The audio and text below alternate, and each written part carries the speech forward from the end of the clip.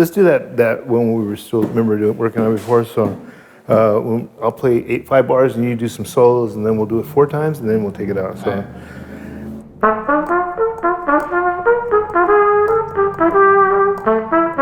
A couple of challenges that the San Francisco Unified School District students face in music education is not only access to culturally relevant curriculum, but also sequential curriculum that lasts from elementary to secondary levels. The contributions of what Black humanity has given to the world, this school is allowing a fulfillment.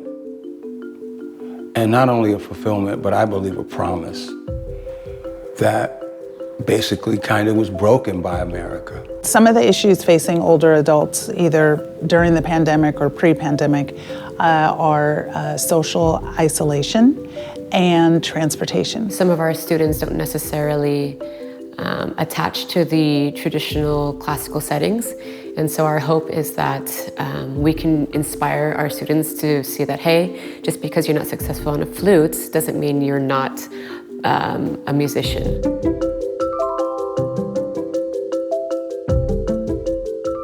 I was exposed as a kid to so much good music from my mother and my father. Obviously, Latin music was something that was readily available in my home.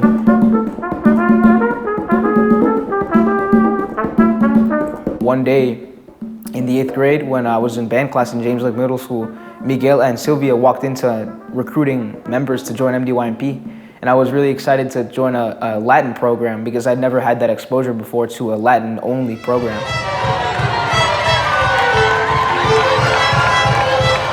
CMC partners with the San Francisco Unified School District to bring traditional Mexican music and instruments and teach them to elementary school kids and middle school kids and high school kids.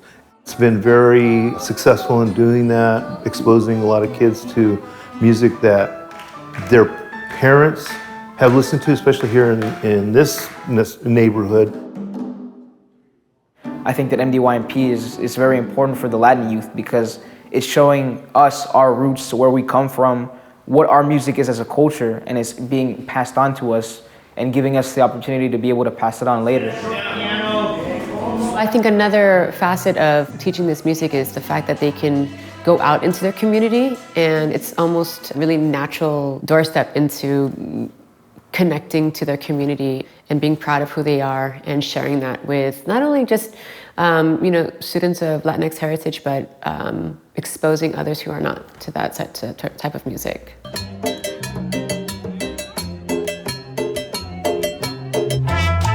My experience at Paseo Artístico was really a way for me to come to terms with my love for Latin music, for my love for playing for the community and playing with the community. And really, it was a love letter to my city that really cemented in my head what I wanted to do for the rest of my life.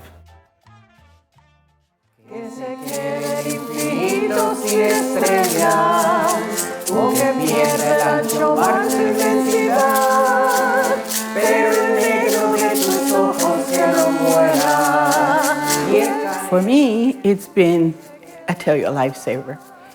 I lost my parents in 2010 and 11, and I was really depressed. I had retired from work, and then I didn't know what to do. And then I came across CMC, and then I called Marta, we talked, she goes, just come, you come.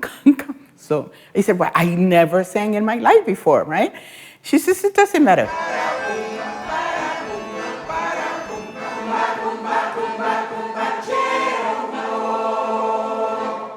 DOS supports this program because DOS really believes, and I believe, that what we do here at DOS is not just about making sure you have food or making sure you have your caregiving needs met.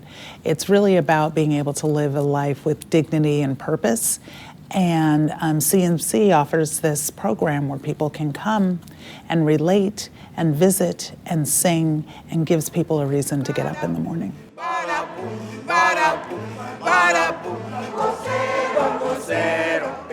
I hear from most of the choir members what the benefits for them. You know, this whole thing about getting ready to come to a place to sing, and music for all of us, and what we get from it. You know, it's just, gets us going for the next 2 days, 3 days, the whole week. I see a lot of wonderful benefits to being in the choir. It started off as just another part of my teaching day, but it's come to be a really big part of my life and a really meaningful part of my life, a really meaningful community. And it was amazing how in COVID we were able to keep that community going on Zoom.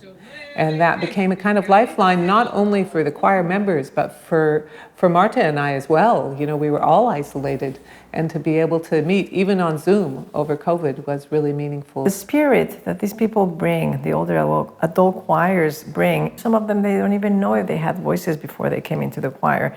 They bring their souls, and they bring their spirits, joint spirits, and that is so touching. If you ever want to know anything about what people have gone through, in writing, it can be manipulated and changed. And we know this. We've seen narratives changed over and over throughout the years. But one thing you cannot change is the music. The music has always told the story.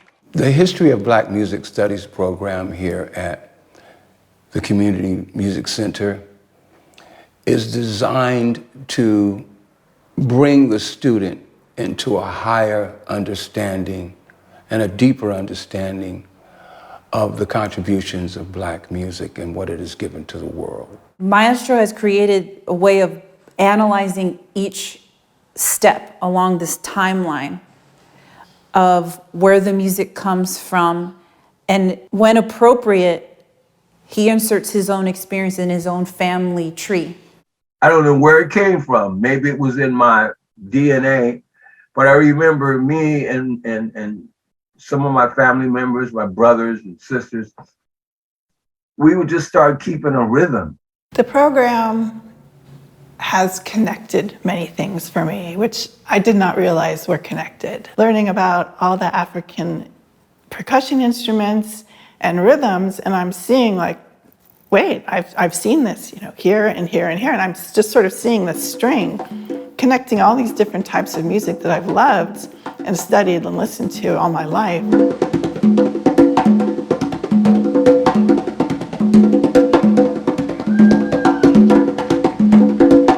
This class will make them a much better performer and singer if they study the foundations of, especially if they want to sing American music. It'll validate not only the experiences of the creators of this music, it'll start giving more meaning to what you're doing. We've come a long way and we won't turn around. Hey, this is our triumph to a higher ground. Kings and queens of civilization brought to the new world, face humiliation, rape, abuse, experimentation, moved by insurrections like the hate. With 100 years, and we want to show that we're on the road to something very positive and something that is very necessary. One of the most important parts of CMC is that it's not just another music program. It really is a place where people can come of all backgrounds, no matter their race, no matter their financial status, whatever, they can come in and play music. The people in this city need programs like the Black Music Studies, YMP, the Mariachi program. When they see that the cultures being celebrated that make up the city, it makes you, have some pride in your city. My earliest students are, some of them are still playing music, but at a very high level, much higher than I exposed them to. I feel like I awakened something in them, just like when I was young, I was awakened. And that's really what I want to inspire. My vision for the older adult choir students is for them to continue making music until the end of their lives. They can depart this life with music and a feeling of companionship. In spite of the atrocities that my ancestors went through, we were able to bring beauty into the world through music. And I think that is the most profound thing when we talk about what the Community Music Center is representing in the 21st century. And that is just awesome.